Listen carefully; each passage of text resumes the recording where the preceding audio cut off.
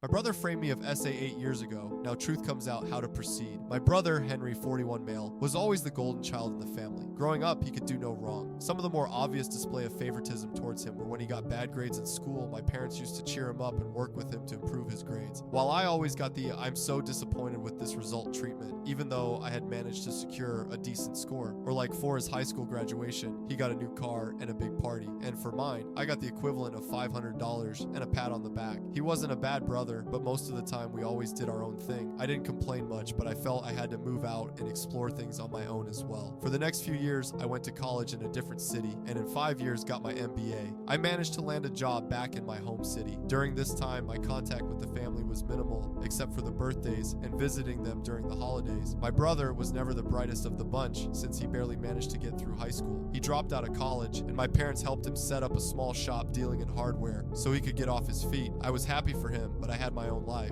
I also had a GF Jenny, 22 at the time, who I met in college and was from the same city. When we returned back home, we moved in together. She was also able to find a job soon enough, and we started to focus on our lives and each other. It was during the holidays of 2006 when I introduced my family to her. They were surprisingly warm and receptive towards her, and also made me feel more loved than I had experienced in the past 22 years of my life. I noticed my brother was looking at her during that entire gathering, but thought nothing of it. Since then, he started frequenting my apartment a bit too often. We went from meeting each other once in 3 months to almost daily very quickly. At that point, I had to draw boundaries and tell him that he's welcome occasionally, but I did not like his presence in my place daily as he came during the evening when Jenny and I were both at home and tried to unwind after a hectic day from work. That erupted into a huge fight with my parents. In the end, he apologized and said that he would not bother me. Then onwards, he used to come only once a month on a weekend, which I was okay with, and made attempts to make small talk with Jenna, which was still fine by me as it never was anything beyond that. Things went on this way for some time, and in 2009, I proposed to her and we announced our engagement to the entire family. My parents were happy for me, but my brother just shook my hand and left the small party I had organized for this occasion. After that, I didn't see him for a couple of weeks. We got married in 2010. During that, I noted my brother had a +1, and he told us that he was dating her. I'll call her Kate. I thought maybe now he could finally move past whatever feelings he had for Jenny and focus on his own life. They moved real fast too, getting married almost 9 months later in 2011. Our marriage was going great. We had our first daughter Alice in 2011 and the second one Sarah in 2013. However, my brother's marriage did not progress as they hoped to, and they separated in 2012. A few weeks after the divorce was finalized, Kate messaged me that Henry was obsessed with Jenny, and that was the biggest reason for their separation. I apologized to her and wished her the best. I also talked to Jenny and asked her about her interactions with Kate, and she told me that Kate always was a bit cold and distant towards her from the get-go. I decided to confront my brother in front of my family and asked him why is he destroying his life because of his obsession with my wife.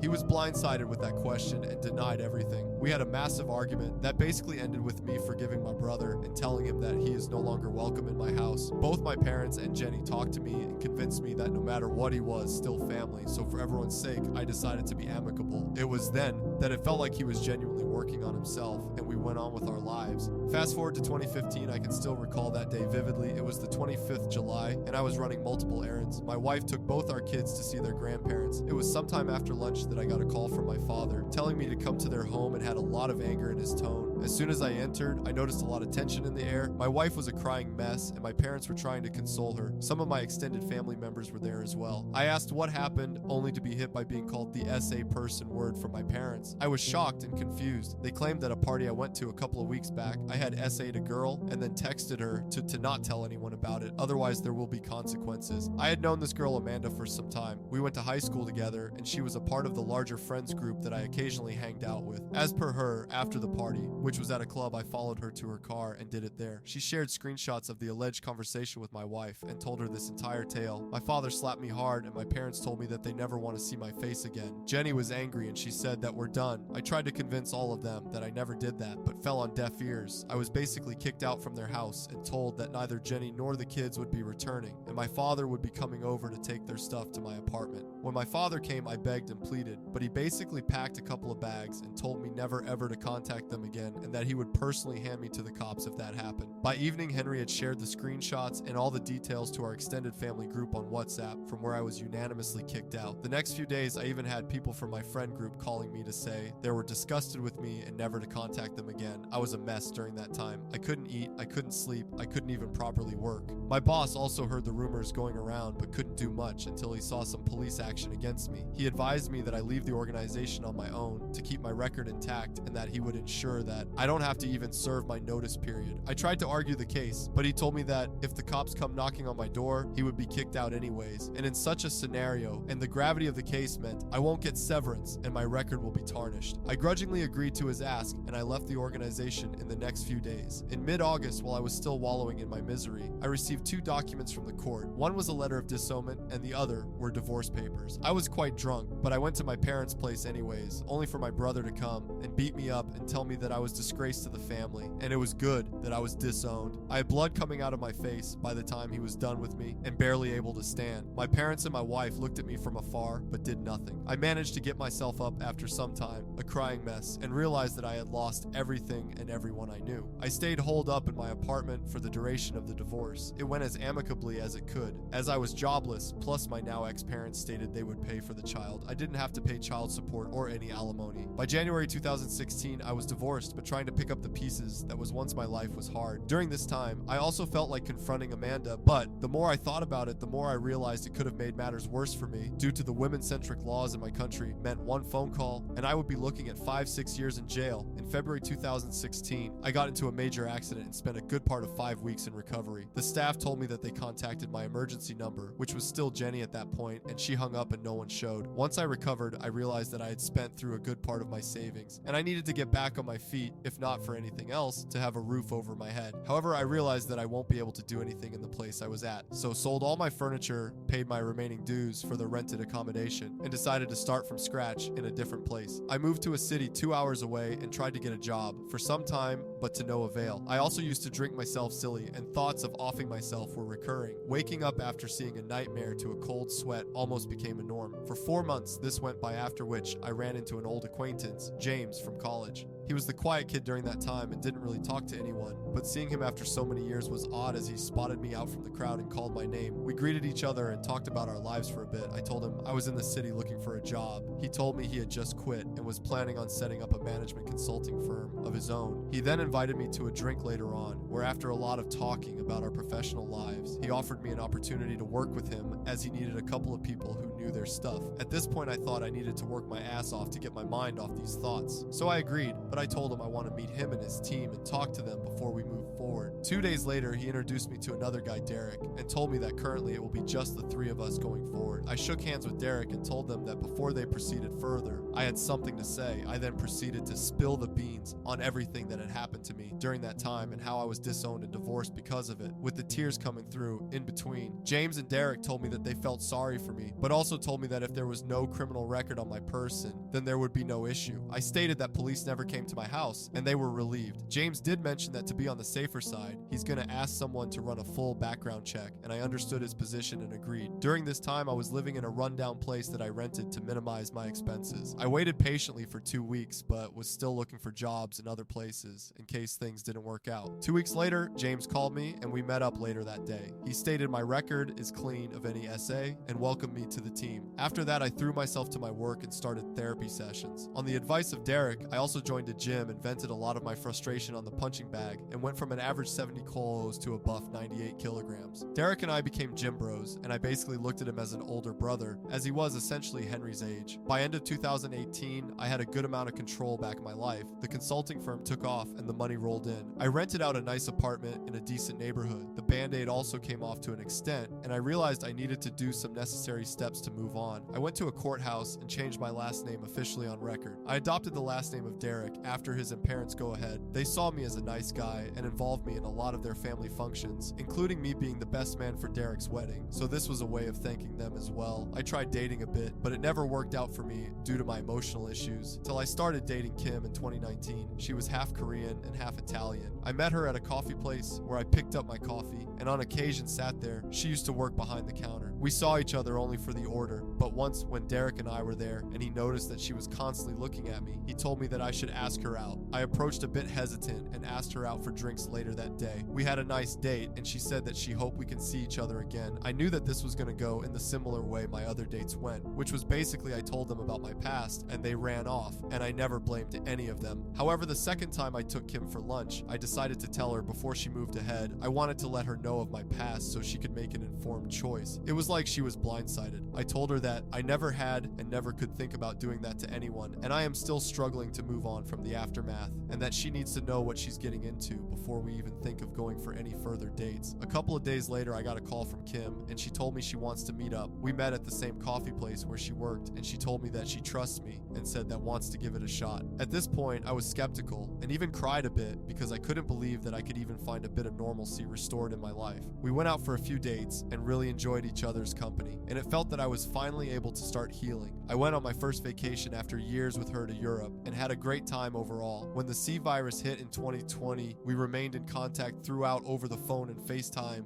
When things regained some level of normalcy in the latter half, she asked if she could move in with me, and I agreed. She was let go from her coffee shop and was trying her luck with job hunting. She was an amazing cook, and that's when I suggested that maybe she can try and set up a place and get into the food business. By mid-2021, and with the financial backing of her parents, she had a cloud kitchen set up, which basically delivered food to the nearby areas. Both our lives were doing great. I still had a lot of emotional issues though. I no longer had thoughts of offing myself, but the nightmares still continued occasionally. Kim announced in February 2023 that she was pregnant, and a range of mixed emotions came over me. From being overjoyed to starting all over again, to crying out for the loss of what I once had, I was all over the place. Kim comforted me and we fell asleep in each other's arms. A couple of days later, I proposed to her and she was overjoyed. It felt like everything was finally moving to a point where I could have some semblance of peace with my life. We were set to be married and all the preparations were in full swing for my wedding in mid-June this year. At the end of May, I get a call from an unknown number. When I picked up, I could hear someone cry. She said, "Hi, it's Amanda." I instantly recognized that voice and cut the call, trying to hold back my anger. Kim was with me and saw my face and came over concerned. I was trying to hold back my mix of tears and anger and told her who it was when the call came in again. This time, Kim picked up the phone and put it on speaker. There was a guy on the other side and he explained that he was Amanda's fiance, and she wanted to come clean over what she said back then. She got on the phone and kept apologizing over and over again and kept crying continuously. Kim did most of the talking as I became a sobbing mess, not sure what I wanted to do. So Kim said that they will call back. She immediately called Derek over, who listened to everything patiently. As Kim explained what had happened, he gave me a hug and advised that we should set up a meeting at a lawyer's place with her confession so that it could help out in case of any future possible issues. I called up my lawyer and explained everything. To him, he said he'll set up a meeting in his office and gave me a time and date. I called Amanda and told her that she needs to come over to my lawyer's office and we'll discuss it there. 3 days later, we met up at his office. Amanda looked half dead. With her expressions, her fiance was the only person who was with her. My lawyer set up the meeting with a camera to record the entire meeting. I asked him to mediate and I asked Kim to come with me. We sat across the room and she started to explain in detail what had happened back then. A lot of things were said and discussed, but here's the crux of it. She and my brother were dating back in 2015, but no one knew. He was the person behind the insanse plan. She went along because she really loved him and would do anything for him. He got a new phone and stole my profile pic from my WhatsApp number back then, and they used it to create the fake screenshots by chatting back and forth with Amanda. I went from crying to filled with rage. I can honestly say that if it wasn't for Kim, I might have been charged with assault. Kim was pretty furious and worked up as well, partially due to the pregnancy, and she tore Amanda a new one with her verbal lashes. Though my lawyer tried to maintain things civil, it was clear that Kim was pretty pissed off. She went further to tell her fiance, if he still marries this human garbage, then he deserves what's coming to him. Fighting back anger and tears, I asked them, why are they coming out and telling it to me now? Her fiance came forward and explained. He said that they were pretty drunk a couple of weeks back and she blurted out how she helped an ex destroy a marriage. That stuck with him, and after asking nonstop and pushing her, she finally came clean to him. It was then that he pushed her to own up to her mistakes if she wants peace in her life. Apparently after she helped Henry, he started becoming cold and distant with her and eventually broke off 6 months later. At that point, she felt terrible, but was too scared to come clean and spent a lot of time in therapy trying to work through her issues. After everything was laid out on the table, my lawyer stepped in and said, "Let's take a 30-minute break and meet back again." Amanda and Mark stepped out, and our lawyer discussed that if I want, he can go after her and my brother for defamation. The evidence available is more than enough for me to do what I want.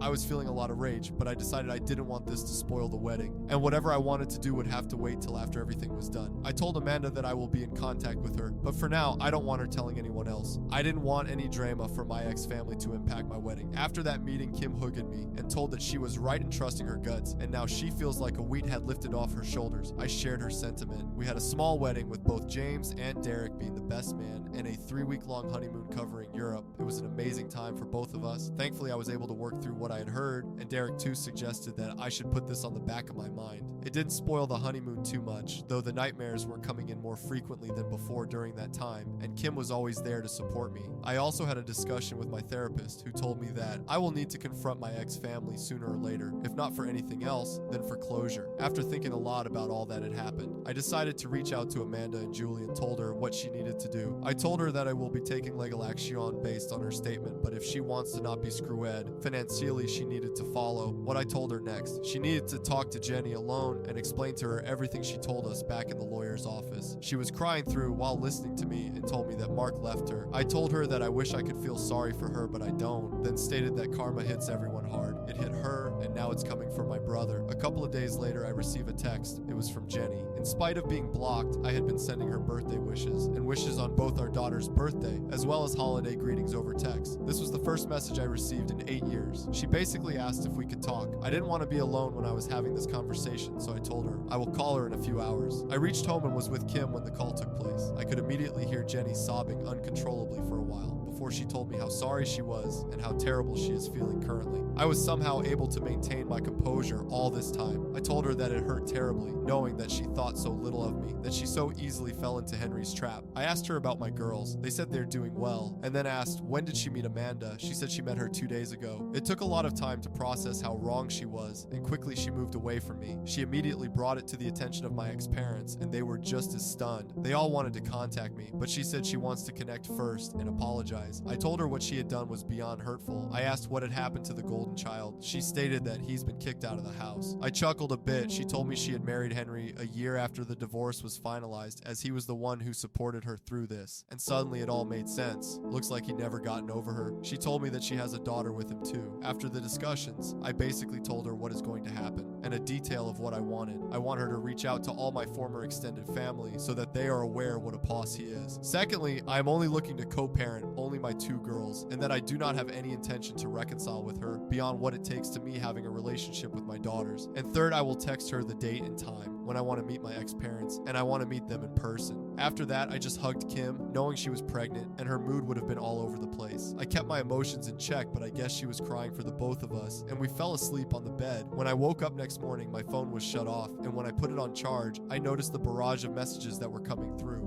I had over 50 missed calls and hundreds of messages. I was also added to the family group message, where every single one of them were apologizing. Over the next few days, I started getting messages from some of the friends who were apologizing for what had happened and how they jumped the gun on everything. The only reply I gave was to the family group that since I was disowned almost 8 years back, I was an outsider in this group and wished to remain so. Whether I forgive them or not would happen on my terms and my timeline and not theirs. I further told them not to add me back here and left the group.